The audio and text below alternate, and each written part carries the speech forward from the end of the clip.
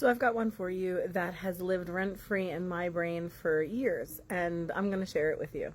Creepy story time. For this story, I'm going to read it to you first person directly from the person who told the story. An unseen force may have tried to lure me to my unaliving by altering reality. I know that sounds ridiculous, but hear me out. This happened a few years ago. I was driving through eastern Pennsylvania, and I was giving this girl I had just met at a friend's house earlier that night a ride home. Now, getting to her house involves driving down a one-lane road that I've probably driven 100 times before. In one section, the road meanders around a ridge, making a big right turn. Then it does a sharp right turn after a couple hundred yards. And then it turns right again at this area where there are two logs crisscrossing laying along the side of the road. It's a very distinctive landmark, at least for me. This is the way the road has always been. So there we are, trying to find things to talk about since we just met each other. We take that right turn, go around the bend, then the sharp left turn, and then there's another left turn ahead. Remember, it was supposed to be a right turn. Immediately, my body goes into fight or flight mode. I remember thinking, this isn't right. I know there's a right turn here. We both fell dead silent, and we just looked ahead in total confusion. The road about 100 yards in front of me just turned left and disappeared into the woods.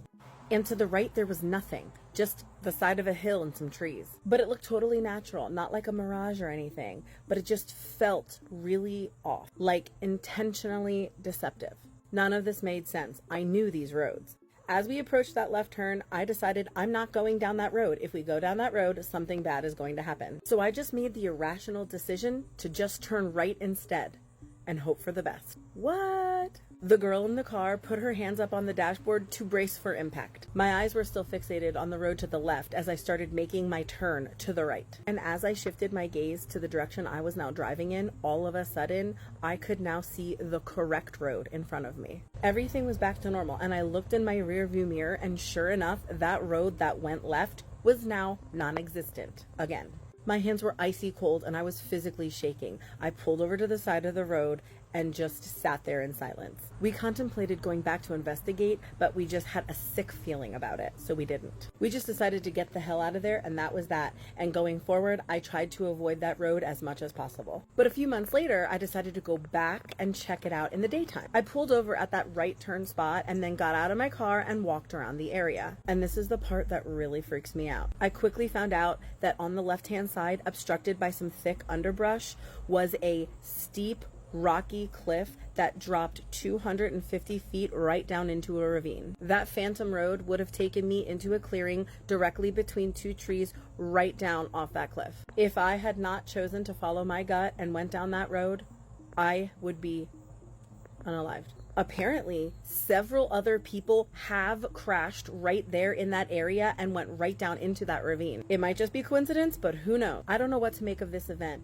but if I had been alone, I'd be quicker to chalk it up to hallucination or being overtired, but there was somebody else with me in the car and they saw all of the same things. I've also never experienced anything else out of the ordinary like this in my life. Has anyone heard of something similar before? Please let me know your thoughts in the comments. And as always, don't forget to follow for more creepy story time. Have you ever wondered what it's like to be the daughter of a bruja? In case you're wondering, it's Beetlejuice. This girl says that her mom would do a lot of bad brujeria because she really needed the money to support her family. Now, while she understood that, she also says that when you do brujeria, that shit does come back to you. But unfortunately, it doesn't just come back to the bruja who's doing the work. It comes back to the people who are around her as well. And this is her story. She explains that as the daughter of a bruja, she kind of lived life very differently. While other people would question if the brujeria was real or not, she knew that everything was 100% real. There were things that she had to get used to living in that house that she feels like no one else would have to deal with. She solely lived with her mom because her parents were divorced, but there were times where dad would come and stay here and there. When her dad would leave, things would immediately start happening. One of the things that would happen when he would leave is that the house would start smelling like roses. But it wasn't a good thing. When the house smelled like roses, that meant that something was about to happen. And if she was home alone, then these bad things would go towards her. This really big shadow would come out of the corner of every bedroom, and that it had like a hunched back. It had really long arms, really skinny long legs, and every time this thing would get near her, it would make her see things in her head. She wants it to be known that she is not crazy, like she does not have any mental health issues, and luckily today she doesn't see those things anymore, but when this thing would be around, it would make her see and hear very, very horrible things that she shouldn't be seeing and hearing. It would show her people suffering, people hurting other people. It would go as far as to show her conversations that her mom and dad would have that were none of her business and that she shouldn't be hearing. It would even show her secrets of the people that are around her that she knew. It would show her some explicit things that children her age should not see. Because of this thing showing her all of these things that a child's mind should not see, she became a very, very cold child. She knows that as a kid this did affect her, because when she was a child she would say things very like aggressive, very cold tone, and people would think that she was mean or that she had no feelings, but she thinks it's because her brain had to tell her like, you need to erase this, and in that way she also erased all of these childlike emotions. People would tell her that she was really rude, but she just felt like she was saying the things really direct, and she didn't mean it to be rude, but she had to do it because she had to disconnect from the feelings because she lived in horror. She was terrified. There was another thing that would happen in her mom's house, and she would like to play hide and seek, and she knew that there were 16 places that she could hide. For example, one of the hiding places would be under her mom's bed, except it had to be to the right, because if it was to the left they could see her and they would find her. Her other hiding place would be behind the refrigerator. There was also a box in her dad's closet that nobody knew that she could fit in, and if she hid there nobody would find her. She had 16 hiding spots that not her mom, not her dad, not her little cousins could find her, but it was the things that would visit the house anytime something would go wrong. Now that she's an adult looking back, she says that she thinks these things knew exactly where she was hiding but would not find her on purpose to make her suffer. She remembers that there was this one time where she saw something coming, so she ran behind the refrigerator. However, while she was standing there, she could hear something standing in front of the refrigerator. She explains that these things can be quiet if they want to, but they could also make sounds if they want to. So anytime she knew something was coming, she would hide behind the refrigerator and she would hear their footsteps leading up to the refrigerator. So in her mind, they knew she was there. They were making these footstep sounds and they were just making her suffer hiding behind that refrigerator. She would hear the footsteps coming from a bedroom leading up to the fridge, again leading away from the fridge to the living room and then coming back. She would be trembling with fear. This last example that she gives, terrifying, and I'm not even exaggerating. Anytime she would go to bed, and she didn't sleep with her mom, she had her own bedroom, her bed would move. And it wasn't this like giant movement that you would think, you know, like The Exorcist or anything like that. She would go to sleep and she was always scared there, so she would face the wall. However, anytime that she would wake up in the morning, her bed would not be against the wall anymore. It would literally be in the middle of the room, and it's not even like the end of it there, because anytime that she would wake up, open her eyes, there would be a face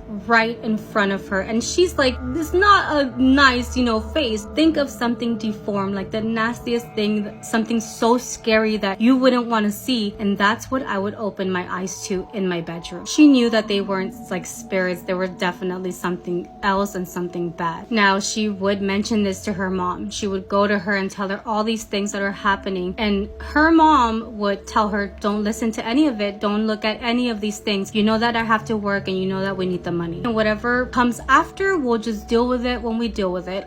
You just told her to ignore it, you're not dealing with it. Her mom would always tell her that, the same thing over and over again, and as she got older she started to understand that these rituals, these pacts that her mom was doing, they had consequences, and these consequences she still lives with till this day. Living in her mom's house is almost like living in hell, but having to hide in different places so that these demons wouldn't find you. Even at nighttime when she had to go to the restroom in that house, she had to go, so she would go sit in the toilet and she would start hearing like 6 different people just breathing all around her. At that point she had already disconnected so much that she would almost be like 1, 2, 3, 4, 5, 6. She would count every single breath that she would hear around her. She definitely had to like disconnect from her emotions because she had to deal with living there. She said that there was something that would drag itself all around the house and would leave some like black liquid behind. That she would literally be sitting there looking at this liquid just form out of nowhere, but she could hear this thing just dragging. She finally grew up and she decided to move out of that house, and when she did find her own home, she decided to protect the entire area. However, anytime that she looks outside her window, her entire land is surrounded by entities and shadows and just things that cannot go into her house but definitely are still following her. And she knows that she's gonna have to live with it because these are the consequences of what her mother did. Another spooky story for you guys. This one was submitted by a truck driver who says he drove down a road that really shouldn't have been there. Let's just jump right into the story. I've been a truck driver for most of my adult life, so I've become used to empty highways and back roads that all blur together while you're driving long distances. But this one trip made me question everything that I thought I knew about roadways. It all happened one night when I had a late night delivery route through a rural stretch back in the Midwest. This was the kind of place where towns are separated by 20 to 30 miles of nothing but fields and woods. I knew that route well, and I had driven it dozens of times before. That night, the fog was thicker than usual. It rolled across the highway in low waves, making it hard to see even with my high beams on. My GPS kept cutting in and out, but I wasn't worried, because I thought I knew the road by heart. Somewhere around 2 a.m., I noticed a narrow blacktop road branching off the highway to my right. I'd never seen it before, but the sign said that it would take me to the same town that I was headed towards anyway. I figured it just might be a newer cut through that I haven't seen yet, or maybe one of those roads that you miss unless you're really looking. The fog was only getting worse, so I decided to take it in hopes that it would shave off some of my commute time. At first, it seemed like any other back road. There were 2 narrow lanes with thick woods on both sides. But as I drove deeper, I started to notice things that didn't sit right. There were no street signs, no houses, not even the occasional mailbox. I noticed that the trees all looked the same. They were lined up in identical rows, and the road itself just seemed too smooth. Anyone who's familiar with old Midwest roads knows that's really unusual. And then I realized something else. My odometer showed that I had been driving for nearly half an hour, but I hadn't passed a single turnoff. My gut told me to turn back, so I slowed down and looked for a place to turn around.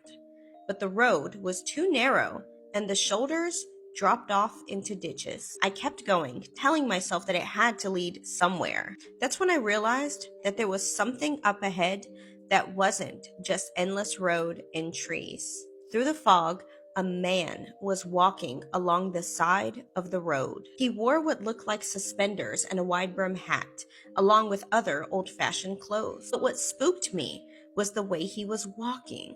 It was slow and stiff, like every movement took effort. I eased off the gas, rolled closer, and then he started to turn his head towards me. I noticed his face had a grayish tone, and his eyes looked like black pits. I swerved into the opposite lane to give him space, but when I looked in my mirrors, he wasn't behind me anymore. The road was empty. My chest tightened. I pressed harder on the accelerator and went as fast as the truck would safely let me. Then, just as I thought I might lose my mind, I saw a stop sign up ahead glowing red in the mist. Beyond that was the familiar main highway. I pulled back onto the highway, shaking so badly that I had to pull over a few miles later just to catch my breath. I dug out my old school paper map from the glove box and unfolded it across the steering wheel. I used my finger to trace over the area where I thought the turnoff had been, but there was no roadway on the map.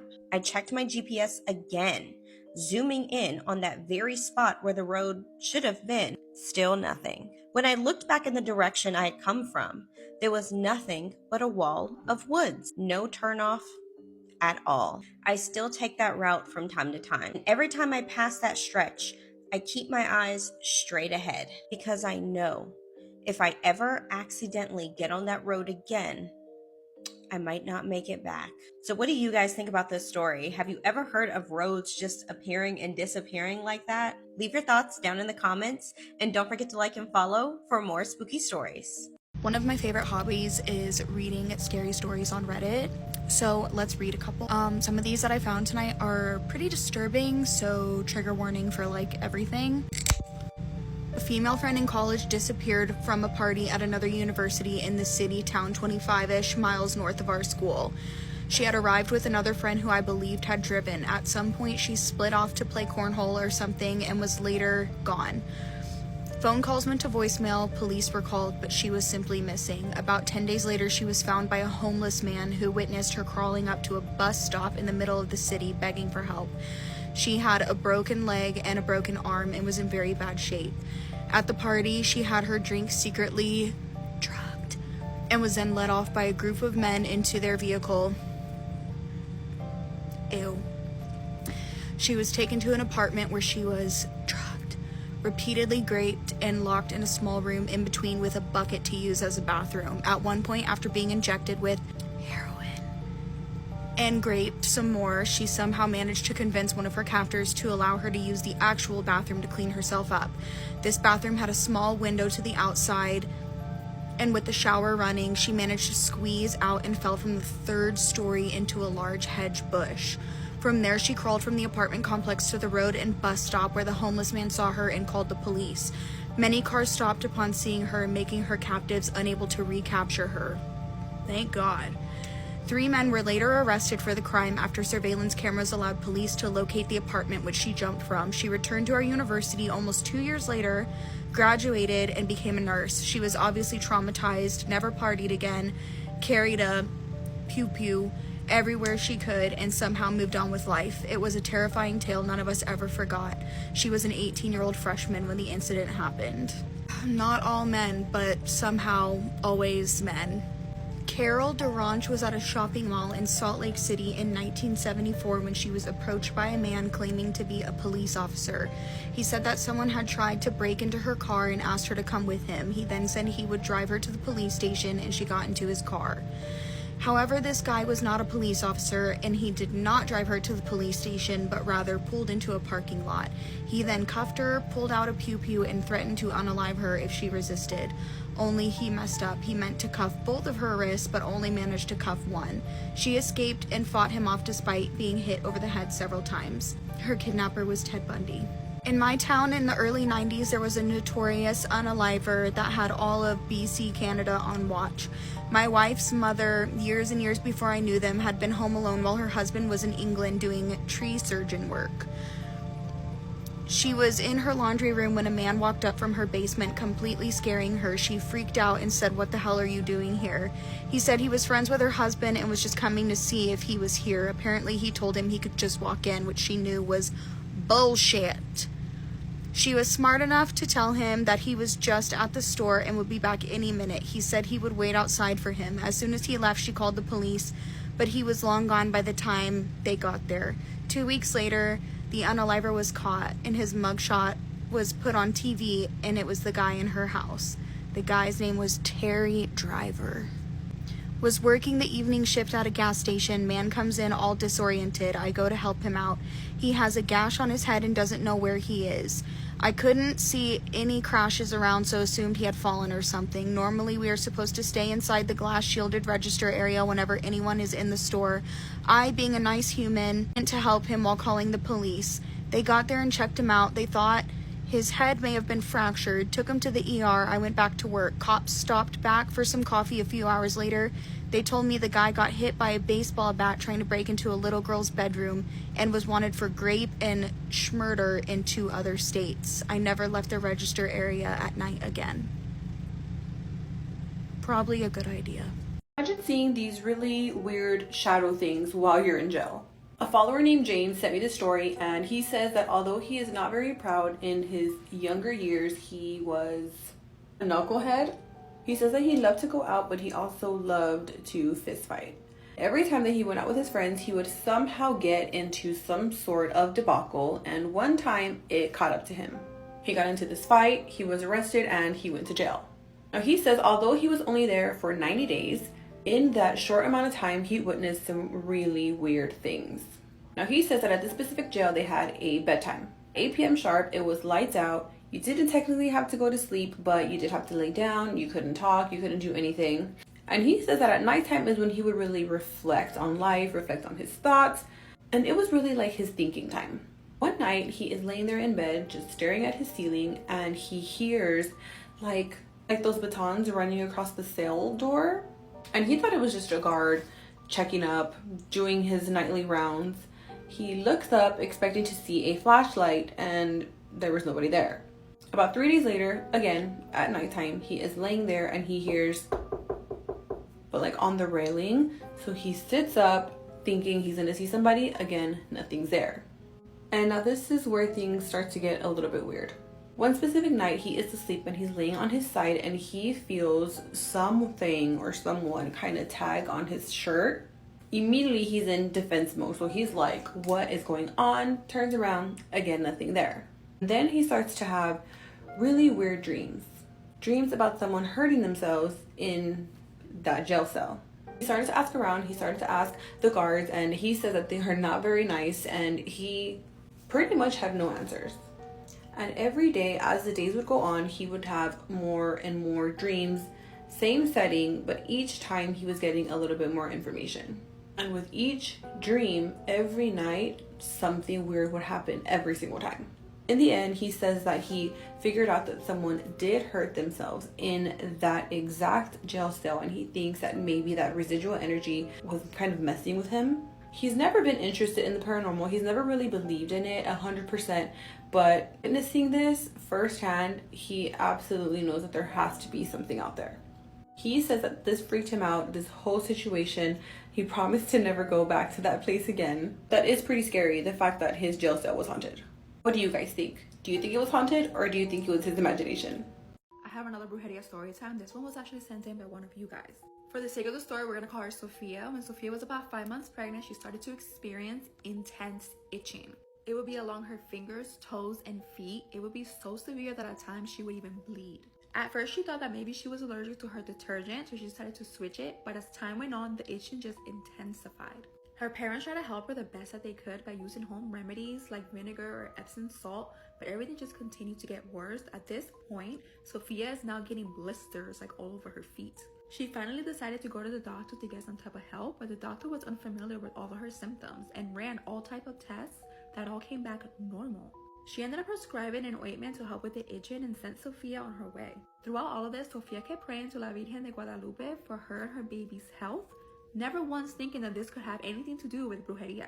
After she gave birth to her baby, all of the itching went away and everything went right back to normal. The only thing that did not go back to normal was the relationship between her and the father of her baby. Throughout all of this, they kept having serious problems.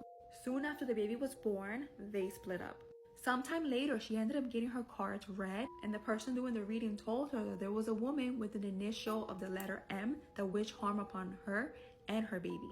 That this was someone related to the father of her baby. But as it turns out, the father of her baby had a grandmother named Mary and an aunt named Mary, who both practiced dark magic. She actually found out that they had done the same thing to one of his cousins, causing her to lose the baby.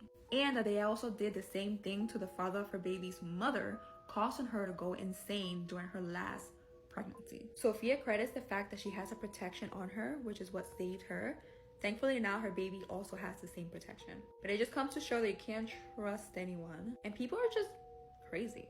The story I'm about to read you was sent to me in my DMs, but I haven't gotten permission to add the person's name, so I'm not gonna name them. If they do give me permission, by the time I edit this, I will add their name up here, and thank you so much for sending me this story. This happened 7 years ago in Suriname, the country that I live in. And yes, I had to look up how to pronounce that. I woke up around 5 a.m. to cook dinner for work when suddenly I heard a woman crying right outside my kitchen window. I was shocked and confused because I live alone with my husband and neighbors live in a distance away. away. I knew immediately it wasn't a person and immediately began praying. After praying, I heard the thing running away, and then I heard the crying more faintly until it was completely gone. I have a camera in the yard and watched the footage in the morning when it was already light, but I didn't see anything. I told my husband about it that morning, and he told me that years ago, 24 years to be exact, when he was in his teens, a woman had a car accident on the street not far from our house. She passed away, and that she bothers people every year on the same day with her loud crying. I think the part that would have freaked me out the most is if I had heard it, checked my camera, and there was nothing on it. No thank you. But what do you guys think?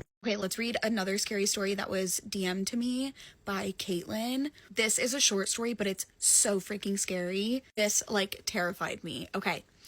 One day I went to take my kids to school and left the door unlocked like I always did. I came back and noticed my front door was cracked. When I went outside, my dog was gone. I went outside hollering for him, thinking I just didn't shut the door all the way. My neighbor came from across the road and had my dog. He told me there was a man in my house and that police are on the way. The man was found under my bed, hiding under my blanket. And this happened in Virginia. And I'm so glad that her dog got out. Her dog was safe. I'm glad that her and her kids are safe. That is terrifying. And that's why you should always sweep the house whenever you get home, because you never freaking know, somebody could be under your bed. Also, if you have a scary story, my DMs are open. If you're not able to DM me, just leave me a comment and I'll follow you so I'm able to message you. But yeah, let me know if you want me to read one of your scary stories. There's a grave in Oklahoma that is completely sealed shut by concrete, and it's because the woman whose husband is buried there could not accept his death and kept trying to dig him up. A girl named Caitlin messaged me and said that she lives nearby, and she and her friend heard about this story. They've always been into local hauntings and things of that nature, so they decided to go there. The witch's grave, sometimes known as the witch's tomb in whispered retellings, is part of the lore at Hillside Cemetery in Skiatook, Oklahoma. The cemetery dates back to the 1800s or early 1900s, and according to the local legend, this woman was so dedicated to her husband that after he died, she just couldn't let it go, and she tried to bring him back repeatedly by exhuming him and whispering spells around his grave. She couldn't bring him back with simple spells. The legend says that she turned to ancient, darker rituals to try to raise him from the dead, and obviously the townspeople were terrified, and so they sealed his grave in concrete to prevent her from continuing to dig up his body. Ever since that happened, people in the town have gone back to the cemetery looking for a scare. And so when Caitlin and her friend heard about this, they decided to go themselves one night after sunset. It was completely dark when they headed out, and they took a gravel road to the cemetery. And when they got there, left their car with the headlights on, parked next to the gravel road, and walked to the old rusted gate, which was swinging slightly in the breeze. They used their phone lights to see where they were going, and they walked past tons of moss-covered headstones toward an older section in the back where the witch's grave supposedly is. She said the older section of the cemetery is distinguishable from the rest of the cemetery. It's noticeably older, the headstones are worn, and the witch's grave specifically is a long concrete slab that's carved with strange symbols. Ellen points it out to her friend. She's like, I think that's it. So they're walking up to it, and they noticed as they got closer, the wind seemed to stop all around them. She said it was so quiet she could hear her own heartbeat. She raised her phone to take pictures, and as she did, she felt a pressure on her chest as if someone was pushing down. He said, I immediately got a bad vibe. I looked at my friend. I was like, let's go. So they headed back to the car. They didn't spend longer than 5 minutes in the cemetery. As they made their way back to the car, she feels short of breath all of a sudden, like she can barely breathe. And they finally reach the car. They drive about a mile down the road, and neither of them says anything. She looks at her friend and she said, I felt like I couldn't breathe in there. Her friend looked at her and was like, I couldn't breathe either. And they both agreed that they felt an evil presence starting from when they were taking photos of the grave. She said, we deleted the photos. We vowed never to go back. I did some digging to see what I could find, and it turns out this is a real place, and others complain about demonic curses, about entities, about shadow people, about hearing cries in the night when they visited. Other people report sudden lack of wind and shortness of breath. So let me know if you're familiar with this place. I'm going to post a couple more stories tonight like this as well. I have another spooky story for you guys. This one was submitted by someone who had an encounter with a few brujas, or witches in Spanish, if you didn't know, and it didn't seem like they were too friendly. So let's just jump right into the story. I think I was about 12 or so when this happened. My family and I made our yearly trip to visit my grandparents and relatives in a small town in Zacatecas. I believe we were celebrating my grandparents' wedding anniversary because all of the relatives from out of town were there. Because of this, there were no rooms available to sleep in at my grandparents' house, so I had to sleep alone in the station wagon. Now, when we got there, we were told that there were quite a few encounters with brujas. Little did I know, I was about to have an encounter that night. I had just fallen asleep with the windows cracked open when I started hearing noises outside of the station wagon. I could hear the sound of several birds' wings flapping outside, but I knew it wasn't from the chickens because the flapping from these wings was very large. I could hear that they were going around the station wagon, circling it and pecking at the windows with their beaks. I didn't want to look, but curiosity got the better of me. I peeked my head out from under the covers, and I made out the wings and the beak of one of the creatures. After that, I got right back down and covered my head. It was at this time that I realized they were trying to open the car doors by jiggling the handles. I just prayed that I had remembered to lock all of the doors because I didn't know what they were going to do to me if they got in. This went on for quite a while before all of a sudden they went away. I don't know if they got tired, but I suspect that something else must have spooked them, and that's why they left. I just laid wide awake until the sun came up, and as soon as it did, I went looking for my parents to let them know what I had gone through. That was the only night that I spent sleeping in the car, because once I told my family what had happened, they made sure to find me even the smallest space to sleep in for the remaining nights that we visited. As I was telling my relatives about the experience, they told me that for some reason that year, these brujas were very active in the town, and my family had also had similar experiences with them bothering them as well. So what do you guys think about this story? Have you had any similar experiences with these brujas or anything else that might be similar to what these things are? Leave your thoughts down in the comments, and don't forget to like and follow for more spooky stories. Did you know that over 1,000 people a year disappear from Yellowstone National Park? And most of them are never found. Now, this story comes out of Yellowstone. There was this man named Jeff. Jeff said every year him and his father would go camping at Yellowstone National Park. And this one particular summer, they decided to go for the weekend. Now, they had found a new spot that was pretty remote, and this was their first time camping in this area. So they set up their campsite, they get a good fire going, and they started to tell scary stories. After a while, Jeff started getting tired, and he tells his dad, like, I'm going to go in the tent and lay down. So he goes into the tent, and he falls asleep. Well, a couple hours later, he wakes up to his father, who is screaming and having, like, some kind of nightmare. And he's like, Dad, are you okay? And his dad is just, help me. And he said, he just was like, okay, you must be having a bad nightmare. So he managed to just ignore him and eventually fall back asleep. But shortly after that, he wakes up again. And he has like this really bad feeling, like something is wrong. And he just couldn't seem to shake it. So he unzips the tent, he goes outside and starts using the restroom. When all of a sudden he hears his father's voice clearly say, Jeff, come over here. Come into the woods. And he's like, Dad, like, what are you doing out of the tent? And he's like, Jeff, come on, come into the woods, Jeff. Jeff, come here. And he's like, okay. So he starts walking into the woods. And he's like, Dad, where are you? Where are you? And he just hears his dad say, come a little closer, Jeff. Come a little closer. And that's when he noticed it just got really, really quiet. And all of a sudden, he hears a clapping sound. Then he hears it again. Then he hears it a third time.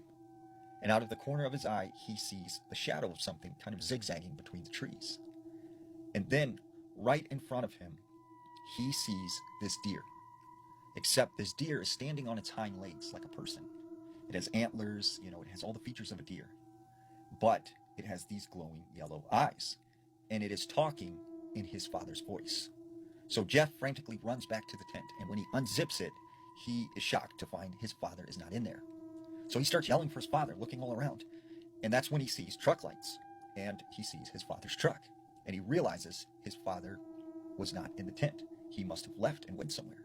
So he runs up to his father and is like freaked out, tells him what happened. And his father was like, after you fell asleep, I went over to this other people's campsite and I was hanging out with them for a while. And then I was coming back to go to bed. But he can see that Jeff is visibly shaken. So he says, you know what, let's just go ahead and leave.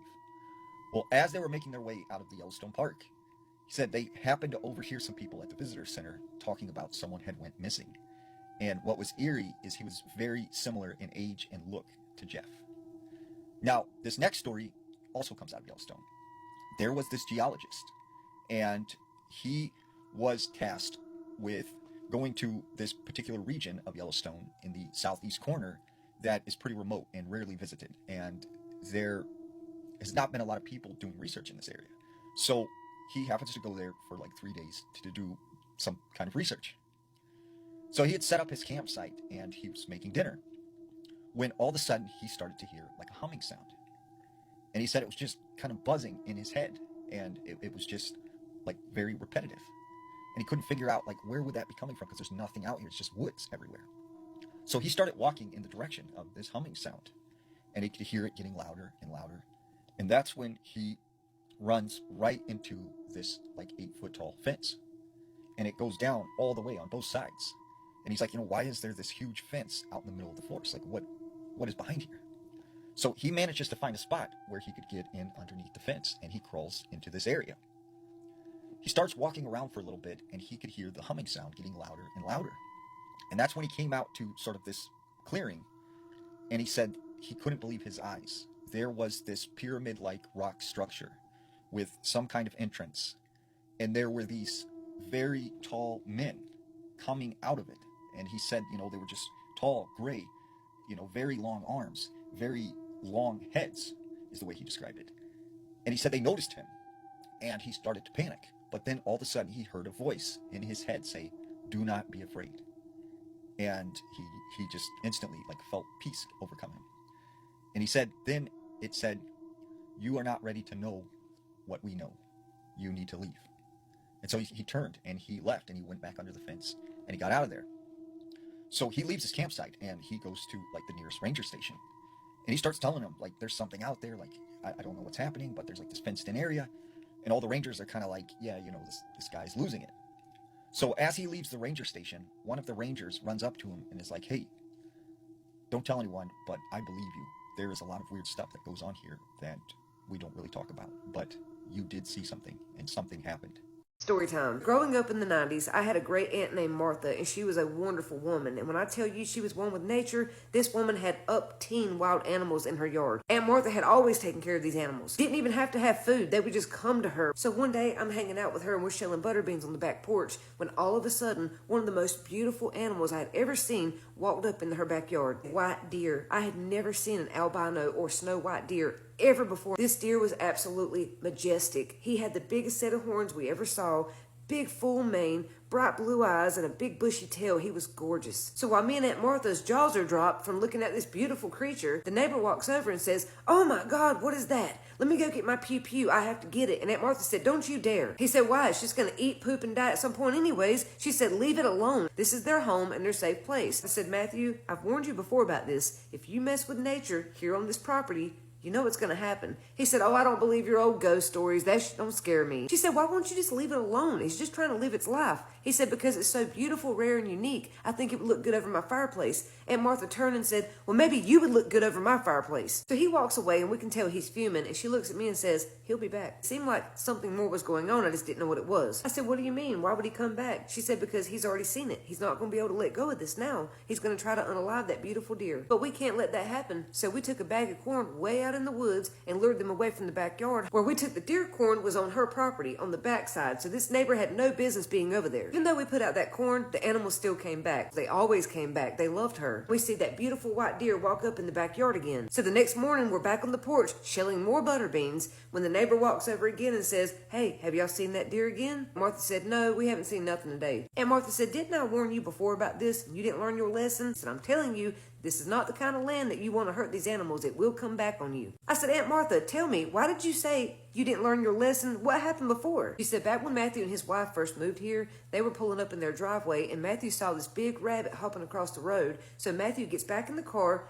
backs out the driveway, floors the gas, and hits the rabbit on purpose. Yeah, he did it just to unalive it. They didn't eat it. They didn't keep the skin. We got nothing out of hurting this rabbit. Well, you can say it's connected or not. I don't know. But 2 weeks later, Matthew himself got hit by a car in the same damn spot. On his day off, Matthew went outside with his coffee to check the mail, and when he walked back up the driveway, his wife backed out of the yard. She was late for work, so she stomped the gas, and she hit Matthew. It didn't unalive him, but he did break his leg. When Matthew got out of the hospital, his wife was rolling him into the house. Aunt Martha walked up and said, "Matthew, I warned you. If you hurt the animals here, they will hurt you back." Matthew said, "Martha, it was an accident. She didn't see me out there. This ridiculous. Go home." So Martha pulled Matthew's wife over to the side and said, "Look, I'm telling you, if he doesn't stop hurting these animals, This is only going to get worse. Now fast forward to where I'm spending the night with Aunt Martha, and we're sitting on the porch. It's like 6 o'clock in the evening, and we see that beautiful white deer walk up in the backyard again. It's dark, but we can tell it's him because it's a solid white deer. Anyone can spot it. Well, I'm sleeping on the couch, and around 4 a.m., we hear a loud bam, like gunfire. So Martha goes flying out the front door in her housecoat, yelling, "What's going on out here?" And then we see Matthew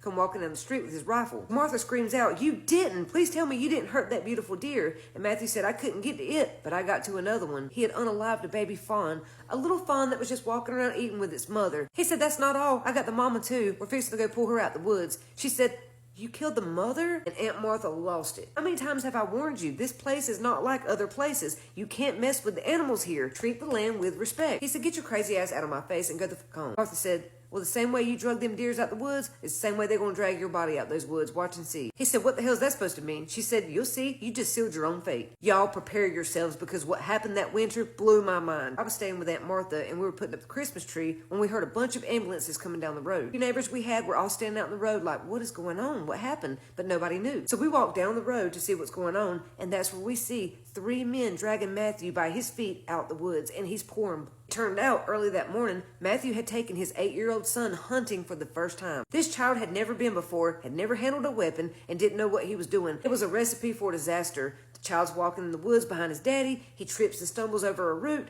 drops the weapon. It goes off, hits Matthew in the back. Matthew looked like a damn strainer. The bullets had spread out from his shoulders down to his waist. Because they had walked so far up in the woods, it took the child damn near 45 minutes to run back home and call 911. It took first responders over 5 hours to find Matthew because they were so deep in the woods. And guess where they found Matthew's body? He was sitting up against a tree beside them old stones where Aunt Martha had taken me before. The little boy told police that was not where the accident happened. He says they were down at the creek. We have no idea how Matthew got from the creek to the stones. You're talking about a damn near hour's walk. How would he have gotten that far with all those injuries? What else is strange? When they did his autopsy, they found these big gashes. It looked like an animal with antlers had been ramming him. There were cuts, bruises, and abrasions, but especially gashes all over his back, shoulders, and the back of his head. It looked like someone had taken that set of deer antlers and just jabbed him repeatedly in his back. It was really sad because Matthew's son, he was just 8 years old. He didn't have any safety, didn't know what he was doing. Matthew had no business giving that child a weapon. And what's so crazy, when this little boy turned 13, he told his new stepdaddy that the day his father died, he saw a white deer before he tripped over the root. And when that little boy said that and it got around the neighborhood, me and Aunt Martha were like,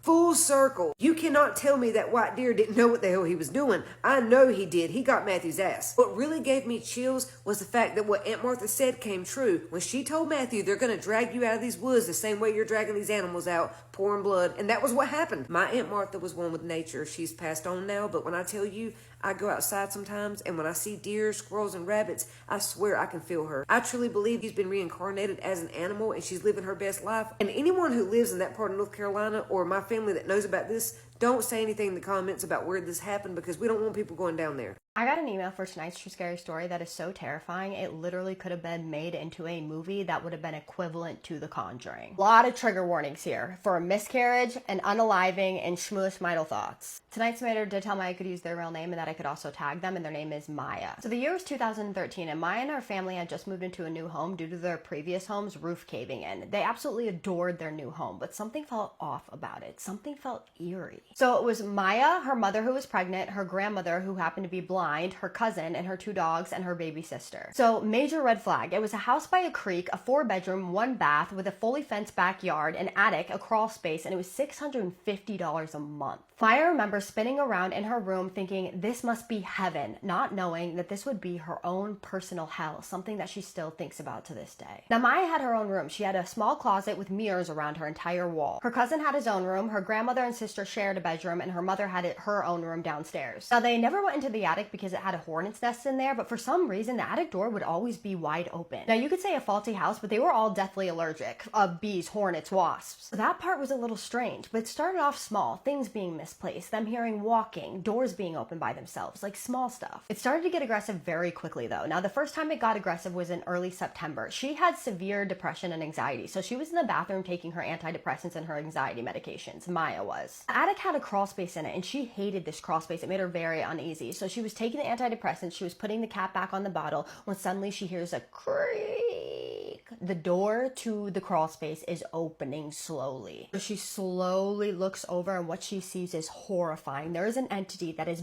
bent over so far backwards, its back is arching, and it is crawling at a rapid pace towards her.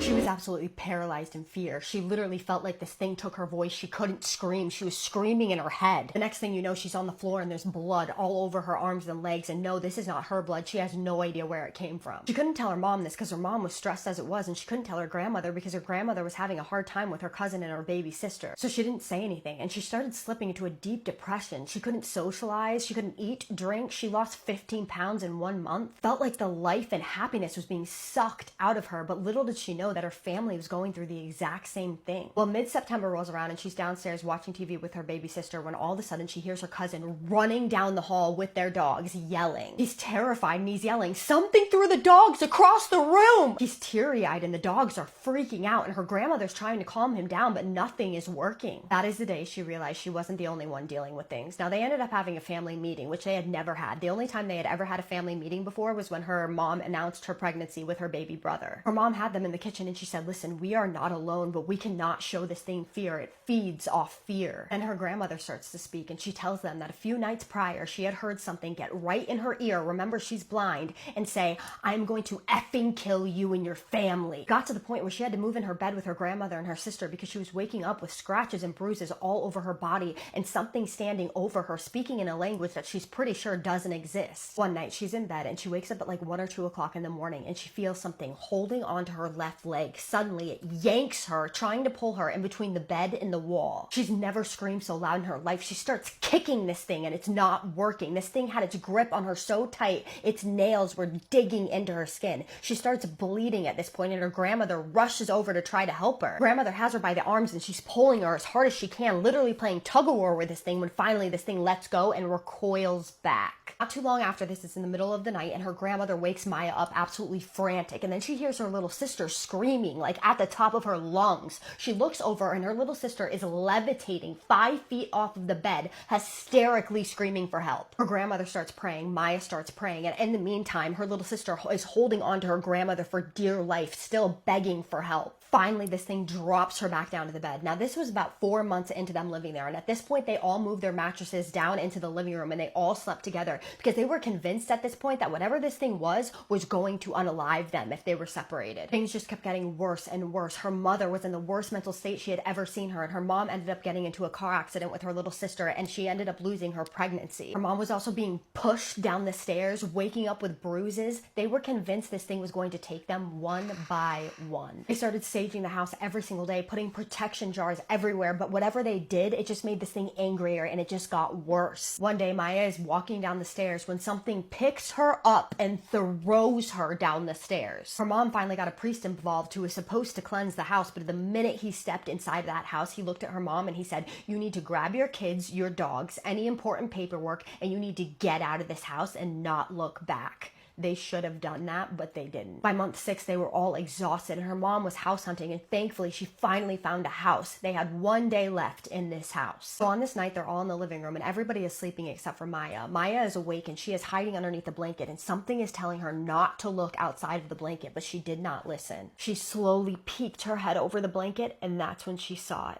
She physically saw what was tormenting her family. It was inhuman. It was never human. It was never meant to roam this plane, and she felt that in her gut. It was tall. It had long, dark nails, nails so sharp it could have torn through a body. Its skin was melting off of its face. Its tongue was long and like a serpent's. Its eyes were soulless, and its teeth were sharp as knives. She went back underneath the covers, and she prayed to whatever God would listen to please let them make it out alive. By the time the sun came out, she was the first one packed and inside of the car. Her and her grandmother decided to burn sage for the next unlucky person that lived inside that house. After they moved out of the house, her and her best friend decided to do some digging. They wanted to know why that house was the way that it was, and what they found was truly horrifying. There was a human sacrificed in that house. She still has nightmares about this house to this day. Sometimes she feels like the house is calling her to come back to it. And she ended the email by saying, "Never go to Sage Avenue in New York." So what did you guys think about the story? story. Did you recognize it? Because I've told it before on here. I just didn't tell the whole story on here. So I figured I'd tell the whole entire story.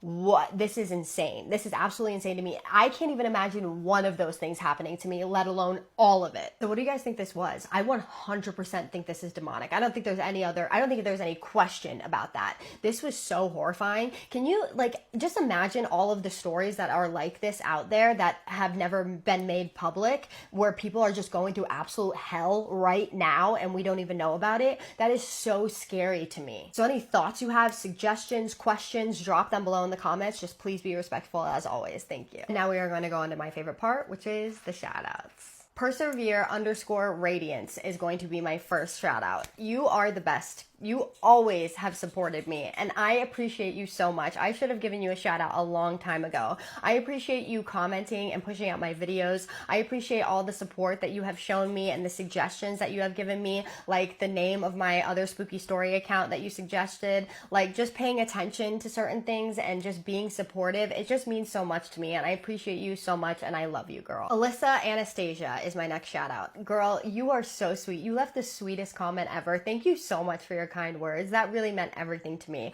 I'm so glad that you can watch my videos or listen to them while you're cleaning and doing work and whatever else you're doing. That makes me so happy because I do the same thing, and I'm so glad I can be that for somebody else. I appreciate what you said about my storytelling. That just makes my whole entire year, and I appreciate you being a part of this little community. So thank you so much. I love you. And with that being said, my name is Kaisa, and I tell true scary stories on here every single night that you guys submit to me. So if you're into that, hit that follow button, and I just need you to do 3 things for me. And what are those? Keep sending me your scary stories. Have a safe night. And what's the third one? Say it with me.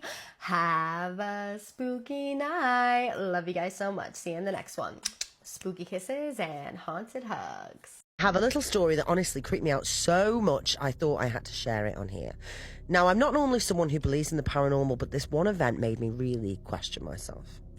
It was around July 2024, and I'd been through a huge breakup and decided I needed out of London for a while. I rented a place in rural Essex, about as far east as you can get.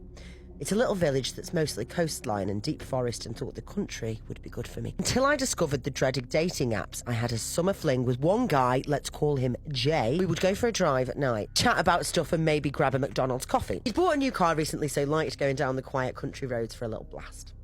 One night Jay picked me up and we did the usual drive about chatting, etc. We went deep into the country lanes.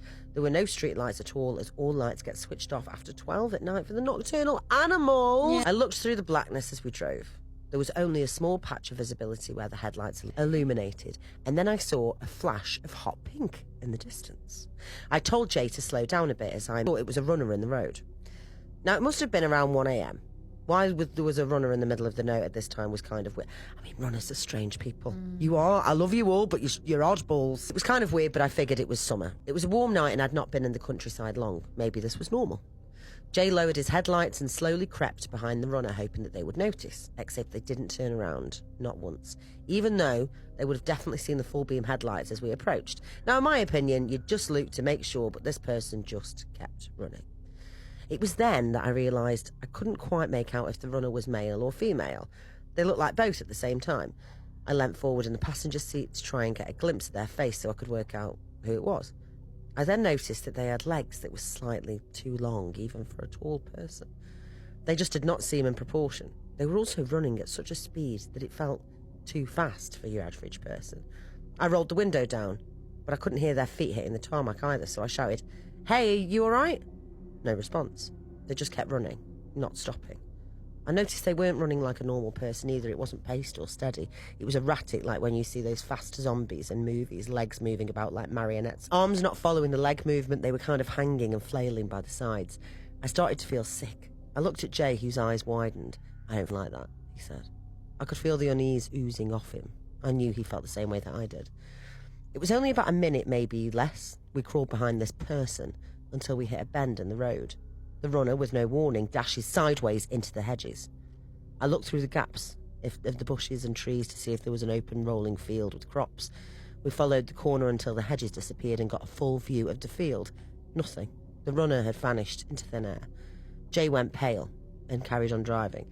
He said we should go back to the apartment and that he was seriously freaked out. I was too. We both had no idea what we'd just witnessed. I don't know what the thing was, but it seemed so inhuman the way it ran, the way its arms flailed. I'll never believe that it's human. It just seemed like it was trying to mimic one and got caught in the act. Maybe it was learning and didn't expect us to come down the road. The fact that I couldn't even get a glimpse of its face made me feel instantly as though it didn't have one. Even thinking about it gives me the creeps. Only a little story. I really hope it gets on the pod. Safe to say, I no longer live there and have moved to the south of England to have an actual loving relationship with my partner. I sometimes think about that night and it sends shudders down my spine, and I often wonder if Jay has the same intrusive thoughts. Thanks for reading. It is time for another spooky story. I am Autumn in Appalachia. If you have a spooky story of your own that you would like to share, please feel free to comment or send me a DM. Make sure as well to add me on Facebook, same handle, Autumn in Appalachia. Without further ado. And boy, if this is not the perfect setting for tonight's story, we are in the middle of the Appalachian Mountains under a tin roof on my porch with a thunderstorm rolling in, so y'all enjoy that ASMR shit in the background.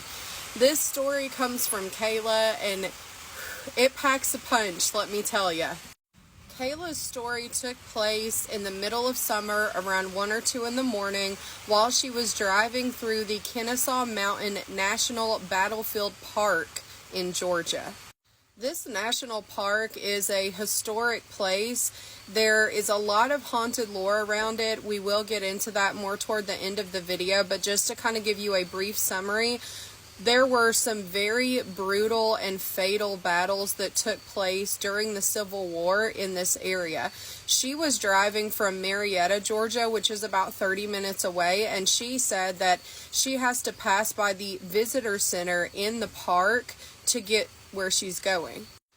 Kayla was right at the base of the mountain, and as she is coming up on this visitor center, she's preparing to make a right-hand turn, but she kind of slows her car down because ahead of her, illuminated in the headlights suddenly, is this figure or this person. She really didn't even question it when she first saw it from a distance because there are folks that do Civil War reenactments in that area, and so she immediately assumes because of how they are dressed that this man had to be one of the, reenactment actors and that he may be camping in the area. As she approaches this man, she realizes he is dressed like a Confederate soldier. Very vivid, very real, just like you or I. And when she gets right up on him, she slams her brakes on suddenly in the middle of the road. And she said she felt all of the color drain from her face because he turned to look at her and he made direct eye contact with her. And as he is looking her in the eyes, he vanishes into thin air right in front of her face. This obviously petrifies her, and she is just ready to get the hell out of Dodge, and that's exactly what she does. She doesn't even know what to make of it. She had never seen anything like this before, especially nothing that real. Like, she thought it was an actual person standing there in the road looking at her. And she eventually opens up to a friend, and the friend's like, oh no, like, this place is like notoriously haunted. And the friend even shares some of her own paranormal experiences at that area. Looking up the history of this area, it's understandable why there would be so much haunted lore, so many compelling stories. Kayla's definitely not alone in her experience. Now, I briefly touched on this at the beginning, but there was a battle in the Civil War, the Kennesaw Mountain Battle. It was in 1864. There were heavy casualties that took place, and to this day, visitors and locals have reported all kinds of paranormal sightings. Folks have reported seeing the ghosts of soldiers, Union and Confederate soldiers. Some of them look to be wounded or missing limbs. Some look kind of transparent. Others look much like what Kayla saw, very opaque and real, like a person. People are also reported to have said that while in the area, they are suddenly hit with a very pungent smell of gunpowder or blood. There are also multiple reports of people hearing cannon fire or gunfire while there are not any sort of like Civil War reenactments going on. Ghost deer and the legend of Old Green Eyes, it's known locally. People say that if you're in the park after dark at night, these green glowing eyes just kind of follow you around and harass you, and they don't quite know if it's like the glowing eyes of a soldier who lost his life there, or something else entirely. Regardless, spooky happenings and a very creepy experience. I hope to God I never see anything like that. Y'all stay tuned for some more spooky stories. The haunted house I grew up in is something straight out of a horror movie. If you're new here, my name is Casey, and this is my series where I talk about the haunted historical home I grew up in.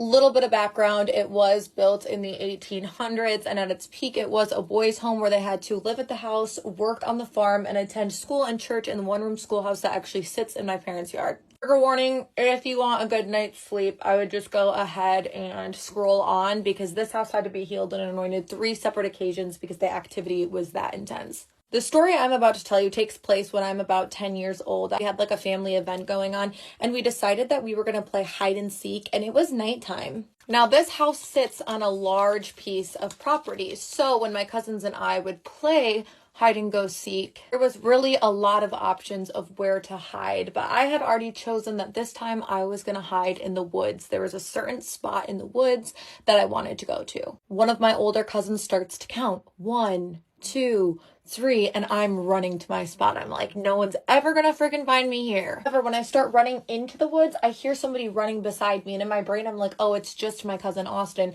He was the one closest to my age growing up, so we spent a lot of time together. So I'm like, oh, he must just be like hiding with me, because we hung out a lot, we did a lot together. So I'm literally like, shh. I hear the leaves, I hear the sticks and everything, because again, we're running in the full-blown woods. There's a pretty large tree in this wood line, and that's where I wanted to hide, because I knew if someone were to come into the woods, I could kind of watch them and circle myself around the tree.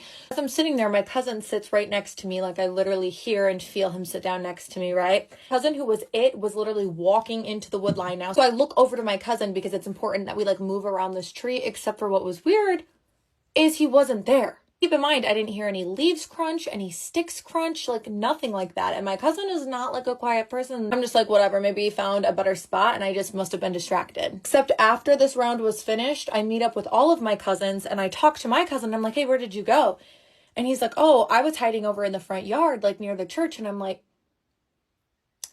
no, no, you were right with me. He's like, I have no idea what you're talking about.